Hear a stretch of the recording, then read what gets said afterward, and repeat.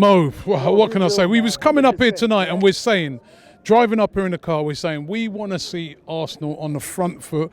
We want to see Arsenal start imposing themselves on team. We was discussing that all the way up here, how when we go away from home, we see that as a problem, that we never seem to impose ourselves on, and we saw it again tonight. This was probably one of the worst I've seen for a long time. It was dreadful in there tonight.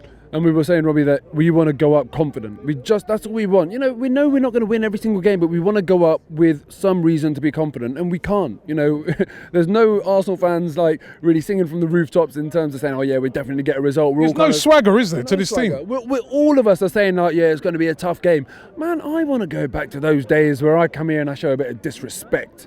I want to be saying, like, yeah, we'll get a couple. You ain't going to score 3 to beat us. Don't be silly. But we're so far from that. You know, it's been a long enough time now to start talking about Emery and start talking about his performance as Arsenal manager.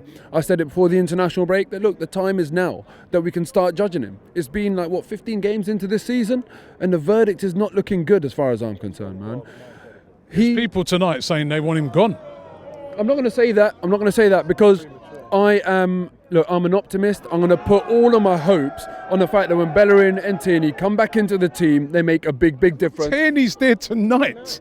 Why didn't he play? We've all been there saying when Holding comes back, when Tierney comes, they're there. And he don't want to play them. I'm baffled. That's what I was baffled by everything by him tonight. I was baffled why, if we're not playing Ozil, why Ceballos not starting? I'm baffled by why Tierney didn't start. Why is Holding not getting not even a looking into the team at the moment? Robbie, I'm baffled about the Ozil situation. That is what I just don't get what's going on at the moment. That's what I was going to come to. I'm banking on the fact that when Bellerin and Tierney come back into the team, we're going to be much better. It's going to change our style of play. We were talking about dynamics, on the way up. When different players, the space they create for other players, how it changes your team shape. And I'm hoping that it's not just a case of, it's just 2 players. It's not going to be like-for-like replacements. They're going to change the whole dynamic, But why, if they've played first team minutes before the international break, I'm not talking about academy minutes, first team minutes before the international break, then they've had 2 weeks of no football, why are they not ready to play in our Premier League important games? I just don't get it. I even said after the Bournemouth game, we're not expecting Emery to be the best. We're expecting him to be the best of the rest. That's what we want from him. And I have to admit, after the Bournemouth game, we were third in the table, 1 point behind City, and all of us were kind of saying, like, what, 1 point behind City? We're kind of laughing. Couldn't believe it, could we? Couldn't believe it, yeah. But this is why we can believe it, because we're actually not that good. And this is probably a true reflection now. Our league position after this game is a true reflection of where we are in this league. For me, so far this season, Chelsea, Leicester, City and Liverpool have all been better than us. We probably are the fifth best team in the league right now. Luckily, Tottenham United are having stinkers. And I look on it, Mo, and I look at the players we have, and I'm like, I just can't see the excuses for it no more. But that's the thing, Robbie, isn't it? He's not picking them. He's not picking them. That's the thing. Because I'm keep on saying, no, I'm going to give Emery time because when we get those players in the team. But now that conversation is changing. It's not when they're available. It's, well, why isn't he picking them now? So then that's on him. So before he had an excuse that these players weren't available, but why are you not picking them now? And, he's going to put a hell of a lot of pressure on himself. But the pressure's on now because there was a lot of fans tonight. Some of them, I know they were a bit emotional when they come out the ground saying that they've had enough. I mean, is it too early for you to be talking in those terms? No, but listen, he's going to get to the end of the season anyway, right? Let's face that. Will he? If we start... He's not doing badly enough to be fired. There's no signs of that right now. Let's be realistic. But also, he's not doing well enough for us to be saying, we have to get that third year out of him. As far as I understand it, at the end of this season, if we're not in the Champions League, Arsenal have the clause in the contract to terminate the contract and not have to pay any compensation. If we are in the Champions League, then we can't terminate it without paying compensation. I'm looking at it and I'm saying, I'm not that bothered if we don't take him on for the third year. If we don't make Champions League, then I'd let him go. If he turns it around and we do make Champions League, then fair enough. But on the evidence that I've seen, if we make Champions League on this form, it's still not good enough. We're not going to do anything.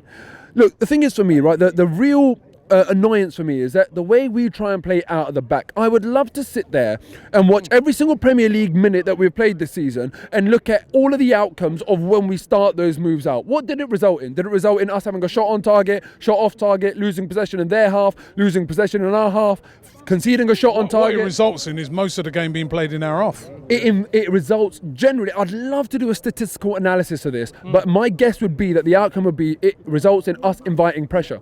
Before the game today, Sheffield United would have been thinking, tough game today, lads, it's Arsenal. At the first 15 minutes of that game, they would have been thinking, boys, this is going well. We're doing all right here. And that's because we invited pressure. I can remember 2 chances we actually created rather than falling into our laps or whatever, or just like second balls from open play. I'm talking about that we actually created. One of them was when Pepe did brilliantly to create a counter-attack. So he didn't start from the keeper. This was just in open play, but he started a counter-attack and unfortunately missed it on the other end. But he did brilliantly to start the move. And then the second one was when Ceballos had a volley in the second half. Yeah, that Ceballos volley was from a long goal kick. So what did we create? Tell me today. From playing out the back, what did we create? How did it benefit us? I don't see it. And you've got a guy up front, super pacey. He just didn't get the ball. Nothing at all. And what annoys me about that, if you're going to play that system that Emery is playing, you have to communicate and you have to do it not just verbally, but with the ball. Look, as far as I'm concerned, every pass you play sends a message. If I play a pass in front of a teammate, it's telling him, don't break your stride, go and run onto that ball, let's get on the front foot. If I'm playing a pass to his feet slowly, it's right, containing. You know, that's the sort of thing you do for the first 5 minutes after you score a goal or something. You're saying, no, let's just shore it out, or when you're trying to get to half time. Every pass sends a message. We are sending the wrong messages when we're playing out from the back. If there's a man to my right, I want that pass on my left side. And accompanying that pass, you need to give me some verbal communication. You need to be saying to me, half turn, you got time. But that ball, you can't tell someone everything verbally. You can't say to them, be careful there, David Luiz, because you've got someone on your right hand side, so I suggest you go. You can't be doing that all verbally. It needs to be a mixture of the pass is a message in itself. And what do I see us doing? We're playing it to our left back and right back on the wrong side where they've got no option but to come back. Sure enough, it comes back to our centre back. And then they're being played the ball where they don't have the option of beating a man or going forward. Again, they have to go back to Leno.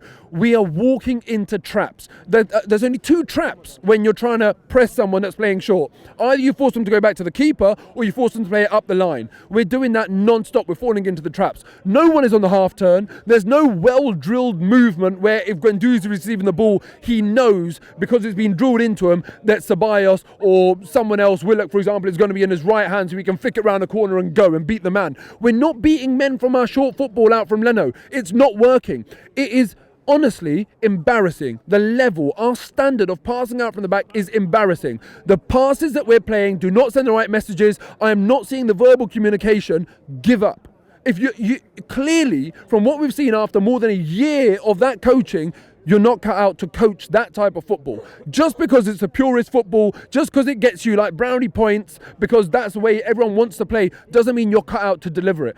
Let's be a bit more pragmatic then. If you're not cut out for it, if we haven't got the personnel or the system or the coaching, the drills to get that working on a match day, we need to try something else.